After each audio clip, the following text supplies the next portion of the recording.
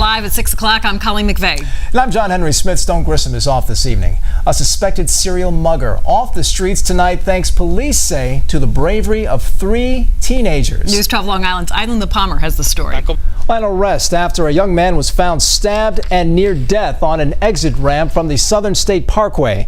News 12 Long Island's Christina Renault has the story. News 12 Long Island.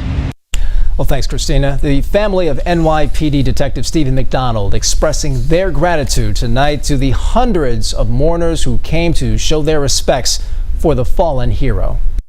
I just wanted to say wake services for McDonald continue tonight at St. Agnes Parish Center in Rockville Center from 7 to 9 p.m. As we've reported, the 59-year-old died Tuesday after suffering a massive heart attack last Friday. McDonald of Malvern was paralyzed in 1986 after being shot by a teenager in Central Park while on patrol. A funeral mass will be held at St. Patrick's Cathedral in Manhattan at 9:30 tomorrow morning. He'll be laid to rest at Holyrood Cemetery in Westbury. A government watchdog will investigate the actions of the Justice Department and the FBI leading up to the 2016 election. The JOD's Inspector General says he'll look at the way FBI Director James Comey handled an investigation into Hillary Clinton's private email server. Democrats have blamed Comey's actions in late October for Clinton's loss. Matt Hammer in now with your hyper-local forecast. I would give Mother Nature a medal today if I could. Right? Very nice day. This is weather more typical of April, and we get it in the middle of...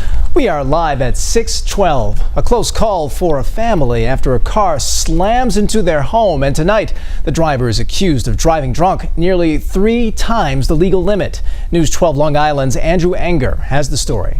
Now, Fuentes is charged with driving while intoxicated and aggravated unlicensed operation of a motor vehicle. He's being held in lieu of a $75,000 bond. While staying in that city, a sweeping overhaul on tap for the Baltimore Police Department. The Justice Department and city officials reached what's called a consent decree today. Now, the measure is aimed at improving policing in the city. First, to assure effective and constitutional policing. As we've reported, the feds started investigating the Baltimore PD after the 2015 death of Freddie Gray. Gray was fatally injured while in police custody. The convictions of 3 former Nassau leaders have been upheld. As we've reported, Neville Mullings, as well as former legislators Roger Corbin and Patrick Williams, were found guilty in 2014 for their roles in a bid rigging scheme. The trio was indicted in 2010 after a 3-year-long investigation into the Newcastle redevelopment project. Time now for a quick check on our weather. It'll be mainly cloudy tonight with lows around 42. We'll see mostly sunny skies on Friday with highs in the 40s. Matt Hammer has your complete hyperlocal forecast coming up. And still to come on News 12 Long Island, they were like little kids, the zoo animals, enjoying a snow day ahead. But first, a look at our current weather conditions. Severe weather is causing problems out west. An avalanche has forced the closure of a highway in Utah. The avalanche happened yesterday afternoon, but officials say the roadway will remain closed indefinitely because of the instability of the mountain snow. And in Colorado, heavy snow last night caused a hotel roof in Breckenridge to cave in. The collapse caused a gas leak that officials did manage to get under control. The hotel was evacuated. No one was hurt. Nearly 50 inches of snow have fallen in the city over the last week. Yeah, well, that snow causing problems for humans out west. The animals at the zoo in Portland, Oregon are loving it. The zoo posted this video of animals romping in the white stuff like little kids. Nora the polar bear did nosedive there. Harbor seals loving it too, scratching their backs. And even the elephant, Samundra, I think her name is, the Asian elephant, seen prancing around. And watch this, flipping the snow with his trunk. If you're having a bad day, I defy you to watch that video and then stay sad. Lifts you right up. It just is joyful. Think they can build some snowmen? That's the next. He's got a trunk. Why not? They could. Maybe. Yeah. Maybe that's what they do secretly. I don't know. Anyway, weather-wise, today 50-degree temperatures in January. I could get used to that, Colleen. Me too. Boy, all right. Nice. Well, here's a look at some of the stories you'll be seeing in the next 30 minutes. I probably should start looking into a backup plan. Senator from Wyoming. Repealing Obamacare. The Senate takes its first major step in replacing the president's signature health care law. And the drugstore now selling a generic version of the EpiPen. That's in the next half hour of News 12 Long Island, as local news gets. Obamacare in critical condition tonight. Senate Republicans have begun the process of getting rid of President Obama's signature health care law. News 12 Long Island's health reporter Sherry Einhorn has the story. Still enrolling people in the program. John? Thanks very much.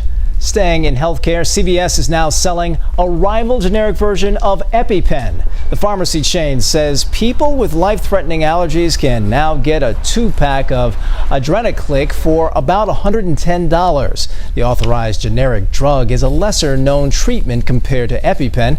As we reported, the maker of EpiPen was the focus of a congressional investigation when the price of the life-saving antidote jumped more than 500% since 2007. A rising number of children and adults are using low-calorie sweeteners. A new study looked at nutritional data collected between 2009 and 2012. Researchers say 25% of children and 41% of adults consume at least one product each day that contains a low-calorie sweetener. The results have been published in the Journal of the Academy of Nutrition and Dietetics. Well, tonight in your business news, Fiat Chrysler is accused of using software to cheat on emissions tests. The feds say the car company installed software that appeared to cause some of its diesel trucks and SUVs to emit lower than actual emissions during pollution tests. The company says its software meets regulatory requirements. More Fords are being recalled because of faulty Takata airbags. The company has added more than 816,000 vehicles to the growing list. We have the affected models on our website, news12.com. The front passenger airbag inflators can explode with too much force, causing dangerous metal shrapnel to spew. Amazon says it plans to hire 100,000 people across the U.S. over the next 18 months. The online retailer says the jobs are full-time and come with benefits. The hiring surge comes as traditional retailers cut jobs and close stores. And now, a look at the day on Wall Street. Much. A Hempstead mom accused of attacking a school teacher tonight has been found guilty on all counts. Annika McKenzie was accused of assaulting the teacher and leaving her unconscious on a hallway floor. The defense claimed that teacher had grabbed McKenzie's 12-year-old daughter. McKenzie will be sentenced on February 10th. Okay, every driver knows no vehicle is a match for ice, and apparently dogs don't stand much of a chance against the slick stuff either. Check out this poor dog in Binghamton trying to navigate up a frozen, slippery driveway and failing miserably. The dog's owner says the video was shot after the area was hit with an ice storm. The pup's name is Veda, and that pup is none too happy. So we succeeded in finding the one dog who's not loving and having a ball. Yeah, well, the snow is one thing. That ice, though, is just treacherous. I mean, warm up again for the middle of next week with a chance for some rain showers Wednesday and Thursday. Temperatures these days, not quite looking January-like. I like it. Not so bad. Well, still ahead, breaking barriers. The teacher helping to spark an interest in alternate careers for young girls. I think we were all thinking it's a good thing Ken didn't pick up the welding iron. That's not something for amateurs, right? That could have gone in the cold. Yeah, that could have gone horribly wrong. Exactly. Yes. How about a guy who still has the spark to work? Here we go. Tom Coughlin. They learned it. Oh, wow. Yeah. Really nice. Excellent story. Tell the truth, you were dying to say Chargers bolt for LA. Oh, that's a good one. Yeah, a lot of people out there are not happy, though. He was dying. Okay. Thanks a lot, Kevin. Well, now a look at some of the stories we'll have for you at the top of the hour. The teens being hailed as heroes after running down a suspected serial purse snatcher. Plus, the arrest after a man is found stabbed on a Parkway ramp. And the driver now facing charges after slamming into a home. Hear how high police say his blood alcohol level was. At the top, but first, a look at current weather conditions. A driver who crashed into a Brentwood house early this morning was allegedly drunk behind the wheel. Police say Wilbur Fuentes' blood alcohol level was .22, nearly 3 times the legal limit when he crashed into a home on Grand Boulevard. They say the 22-year-old was also driving with a suspended license. 22 years old, this is how you ruin your life. So yeah. No one was hurt in the crash. A Hempstead woman has been found guilty of attacking her daughter's teacher. Anika McKenzie was accused of leaving the teacher unconscious on a hallway floor back in 2015. It happened after McKenzie claimed the teacher grabbed her 12-year-old daughter. Sentencing is set for next month. Well, a Justice Department watchdog is launching an investigation into how the department and the FBI handled the Clinton email probe. The Justice Department's Inspector General will determine if department policies were properly followed and if FBI Director James Comey acted properly. Democrats have blamed Comey's handling of the Hillary Clinton email probe for her loss in the election. I'd like to give a round of applause to Mother Nature today. Let's get a quick look at the forecast. Meteorologist Matt Hammer is outside our studios right now. Hey, Matt. If I had some empty hands, I would do that. The crime rate in Nassau has dropped to its lowest point in nearly 50 years. And Nightside's Christine Ansinger looks at the numbers, and she also looks at some communities that saw a jump in crime. Well, a 76-year-old man was charged with DWI after crashing into a house in Glen Cove. Police say the man hit a parked car, some shrubbery, and then the home on Broadfield Place just after 5 last night. We're told no one was hurt and there was no major structural damage. Well, tonight authorities in Baltimore say they've pulled 6 bodies from the rubble left behind by this house fire. All the victims were children. 2 other children were rescued. They're in critical condition. The flames erupted early this morning. Baltimore's mayor says the fire has devastated the community. A tragedy like this. At this point, authorities do not know how the fire started. An Arizona state trooper was ambushed and shot while responding to a car crash. It happened early this morning in Phoenix. Police say the officer stopped at a car that had rolled over when the driver of that car opened fire on him. The officer was hit in the shoulder. Authorities say a Good Samaritan stopped, then shot and killed the attacker. The trooper is expected to recover. A message tonight from the family of a fallen NYPD detective to the mourners who came to pay their respects.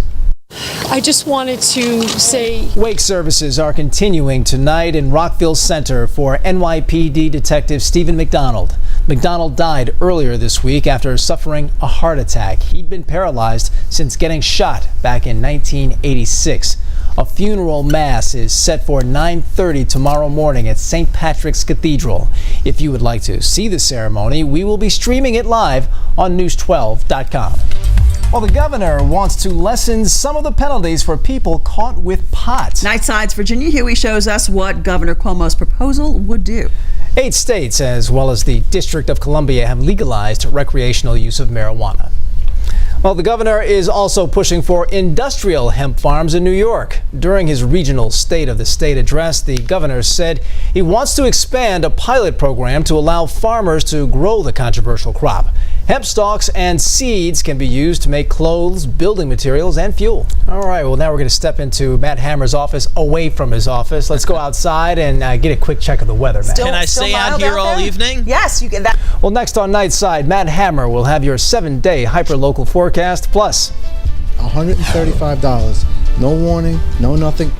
Why drivers who use one Wantagh parking lot say they're being blindsided by the town.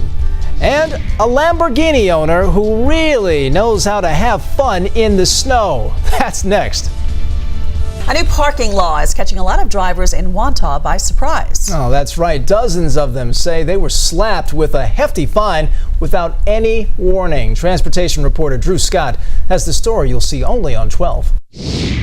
Well, Atlantic City casinos posted their first revenue increase in a decade. The casinos won more than $2.5 billion from gamblers last year, according to New Jersey gambling regulators.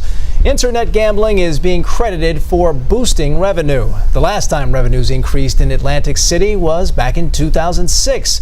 Back then, there were 12 casinos. Now there are only 7. Starts at about $400,000. I just looked it up. You can get one used for $83,000 in case you're in the market. Oh, yeah, in case you want to do that with it while you're in Park City, which is an expensive place to be. That's the last thing I would do with one of those. I want to know what the first thing you would do. The first thing? Yeah. We'll talk about that. Miami Beach, here we go. Let's talk about some weather for right now, though. You know, we had cool.